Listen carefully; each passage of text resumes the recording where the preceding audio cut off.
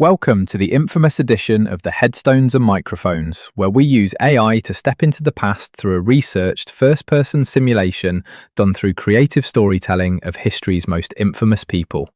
Now, let's meet our guest. Welcome to the podcast. Let's start at the absolute beginning, where the public narrative hasn't yet distorted who you were. When and where were you born, and what was your given name? Hi, Calvin. I was born on April 25th, 1946, in Orlando, Florida. My parents, Thomas Jefferson Knowles and Bonnie Strickland, named me Paul John Knowles.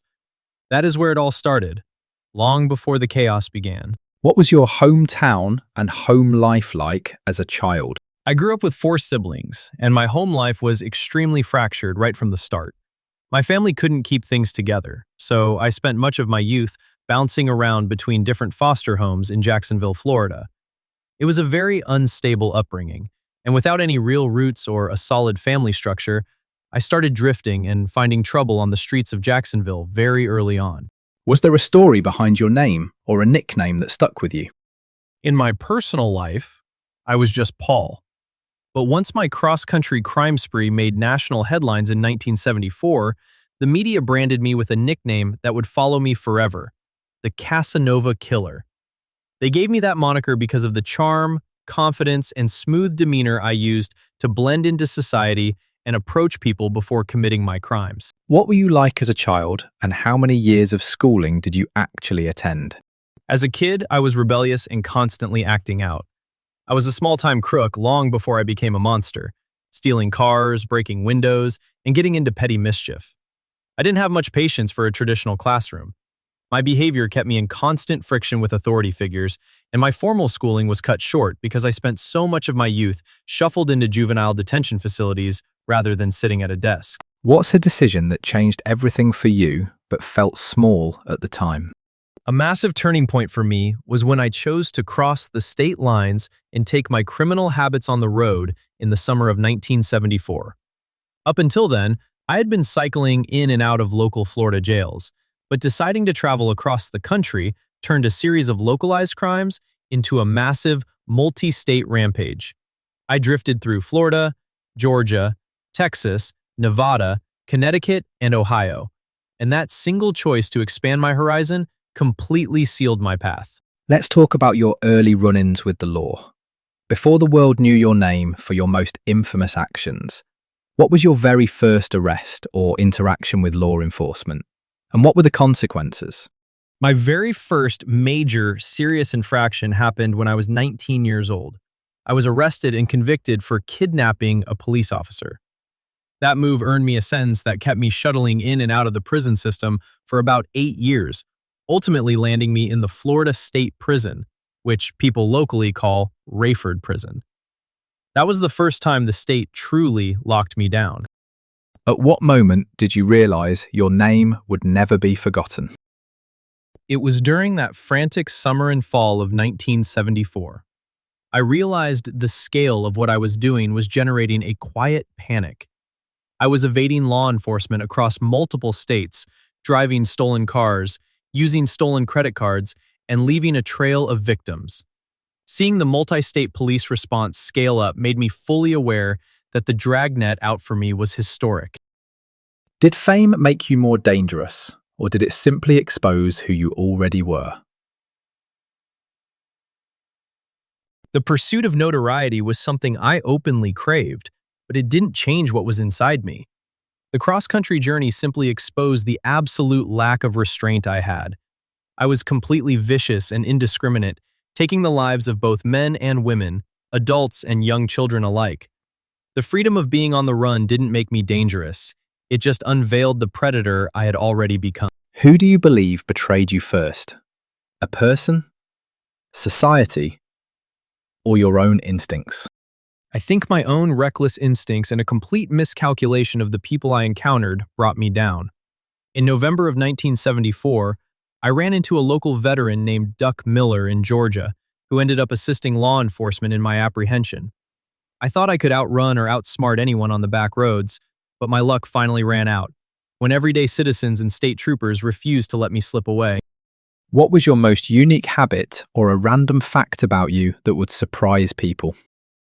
Something that deeply surprised investigators was my absolute obsession with documenting my own crimes. I actually recorded detailed audio confessions onto secret tapes, lay out the specifics of my killings. I left these kill tapes with my lawyer because I wanted the details of my crimes to be made known after I was gone, with the intention that any proceeds from them would go directly to my mother. What did the public never understand about the pressure you were under at the time? The public only saw the smooth, charming exterior of the Casanova caricature, but they didn't see the sheer panic of a man constantly moving from state to state, burning through stolen vehicles, and knowing that every police radio in the country was broadcasting his description. I was operating under the immense pressure of a ticking clock, knowing the law was closing in tighter with every passing day. Did you have any known rivalries that defined your career? My primary adversaries were the combined task forces of the Federal Bureau of Investigation and the state investigators across the American South, particularly the Georgia Bureau of Investigation. They were piecing together a jigsaw puzzle of bodies across 5 or 6 states, trying to connect a transient thief to a string of horrific murders. What personal battles were you fighting privately while the world was watching? Privately, I was talking to a psychiatrist while in custody, recording my thoughts and trying to explain the dark, unyielding impulses that drove me to act out so violently.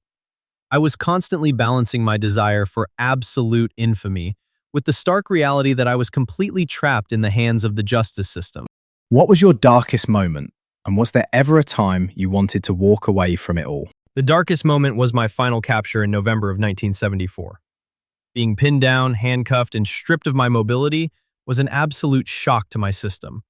There was no more open highway, no more stolen cars, and no way to walk away from the enormous mountain of evidence the states were compiling against me. What truth was hardest to escape when you were alone at night?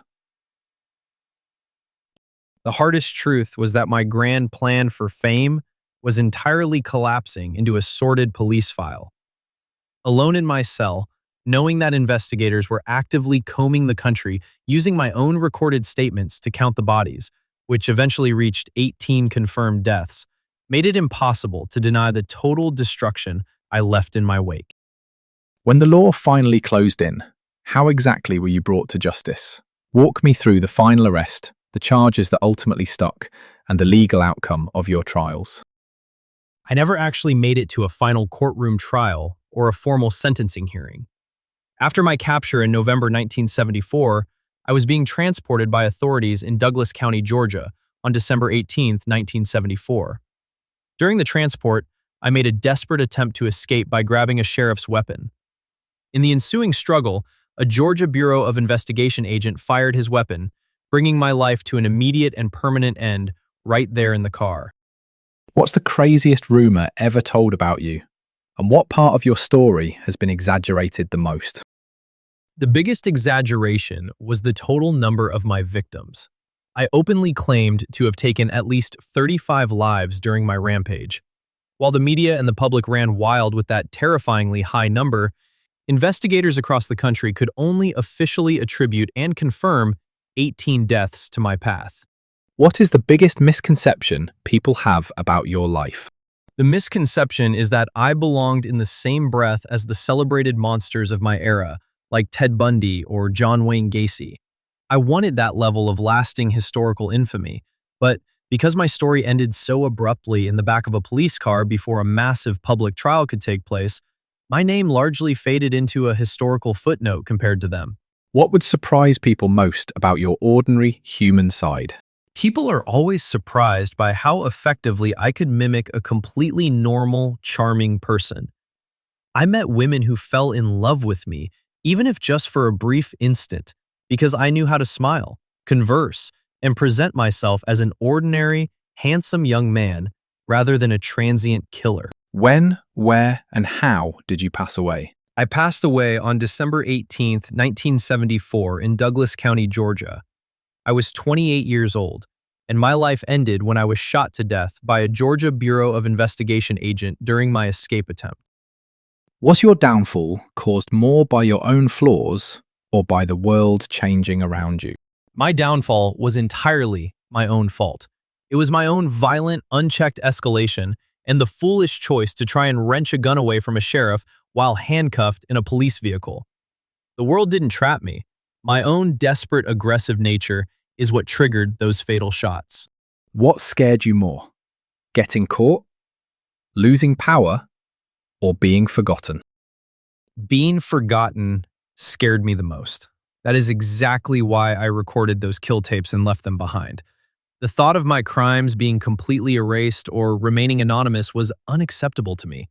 I wanted the world to know exactly what John Knowles had done. When you look back now, do you see yourself as the villain, the hero, or something in between? Society and history rightfully record me as a completely vicious villain and a mass murderer. I can't pretend to be anything else when the trail I left behind consists entirely of stolen lives, grieving families, and broken laws. I am the villain of this story, plain and simple. Do you have any closing remarks about the interview or the stories you shared that you would like to share with the listeners before signing off? I just want people to remember that a charming smile can hide the absolute worst kind of intentions. Don't take your safety or the people around you for granted, because you never know who you might encounter on an open road. Thank you for the time, Calvin. And that wraps up another conversation from Beyond the Grave.